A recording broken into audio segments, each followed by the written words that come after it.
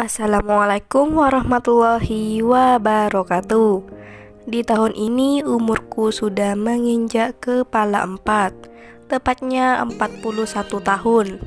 Namun aku belum berani untuk menikah karena aku pernah gagal menikah 3 kali, Mas. Apa kabar para pencari jodoh dan pecinta janda? Apakah masih semangat dalam mencari pendamping hidup? Untuk kalian yang ingin berkenalan dengan gadis PNS ini, mari kita simak sedikit profilnya. Namun, sebelum melanjutkan video ini, alangkah baiknya untuk menekan tombol like dan menekan tombol subscribe.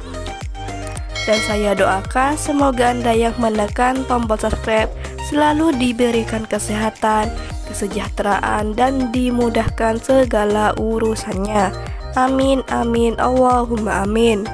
Dan sudah kita sertakan juga untuk nomor HP yang terhubung langsung dengan janda idaman Anda.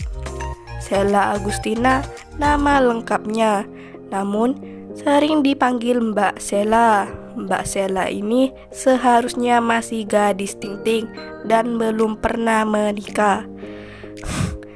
Di channel ini beliau sedang mencari jodoh serius.